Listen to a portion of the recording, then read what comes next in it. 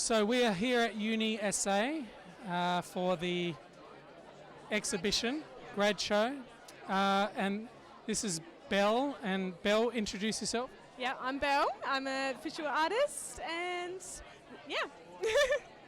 Sweet. So Belle contacted me through Instagram, to do some underwater photos because that's what I do, and we did an underwater shoot. Do you want to tell us about that?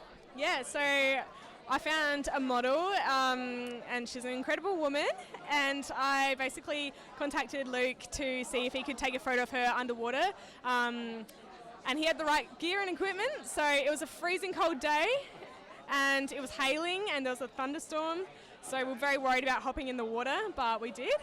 It was literally like crazy lightning, wasn't it? So she almost cancelled on me, but I already driven an hour or so, and I checked the maps and it was going to be okay. And the temperature, if you have a look at this photo here, she looks cold because it was absolutely freezing and she could almost not breathe. Yeah, she was gasping for air, but she was... I shouldn't laugh. Yeah, we tried to reassure her as much as possible, but I was reassuring her from outside the water. I definitely wasn't hopping in if I didn't need to, but yeah. But she did amazing. And what was her name again? Isabel.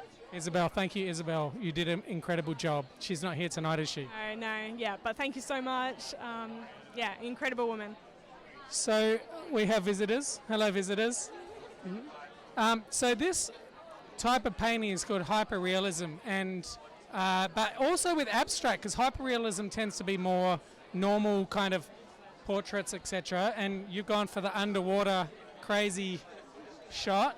So tell us a bit about why you wanted to do hyperrealism for this particular theme. Yeah, so that's the style I connect with most, and I felt like to put my heart into the painting, I had to use the medium I was best at. I also felt like the painting was worthy of my best medium and my best technique. So yeah, that was the main reason. And how many hours do you think you put into this?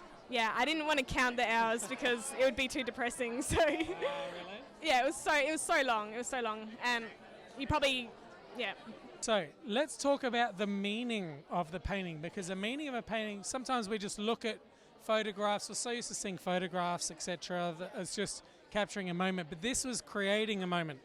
Yeah. And through creating a moment, there's always a meaning. And when you're painting it, there's a meaning. What meaning are you bringing to this, to us, as you're spending copious amounts of hours painting something like this?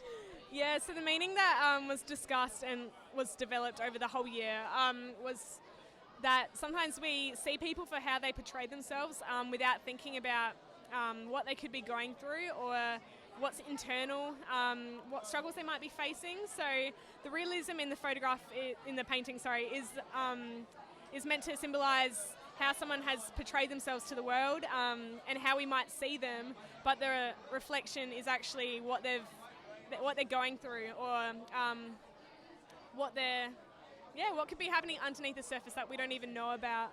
So it kind of encourages us to look at people more sensitively and just to not always look at everything face value. That's the meaning.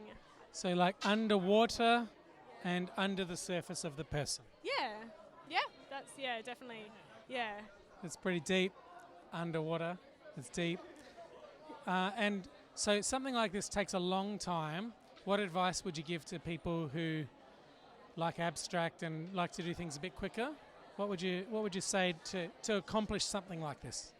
Yeah, I mean, if someone's wanting to accomplish realism, probably just keep persisting. I reach a point when I'm painting where I see it as a big stuff up and I'm ready to throw it out, and people literally have to stop me from destroying it, but I just have to push past that point, and then eventually I get to this, and then it's another journey, like deciding when to stop completely.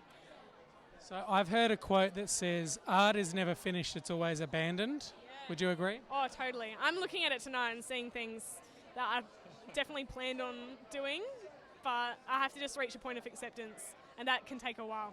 Definitely. And from tonight, so the exhibition goes for a couple of weeks. After tonight, what are you hoping, like what's going to happen with these images? Yeah, so I'm not, I don't typically display my art in exhibitions, except for this one, obviously. That was compulsory, but I definitely would like to display some of these in coffee shops and some fun places like that. And then I'm not sure if someone wants to buy them, hit me up.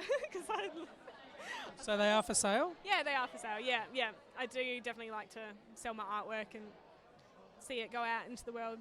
Fantastic, that's awesome. And so what about your art in general? We may as well keep going because we have lights, and lights are good, and all of our stuff's working, and Darren's not too annoyed with me right now. So what are you hoping to do with your art from the future? Yeah. In the future, I should say. In the future, I definitely would like to experiment with scale. I think I love street art, and I'd love to, So big buildings and stuff? Yeah, if I could. I mean, I wouldn't even know where to start, but... big projectors. Yeah, exactly. And rulers. Yeah, I think that. Otherwise, I do like little side things like basket making classes and things like that. Otherwise, just painting, stretching myself, because I can be a little bit perfectionist, and maybe just stretching outside of that a little bit.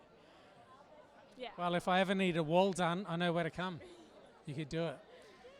Might take a while because it looks incredible and it would take a long time, but fantastic. Well, anything else you want to say? No. We're good.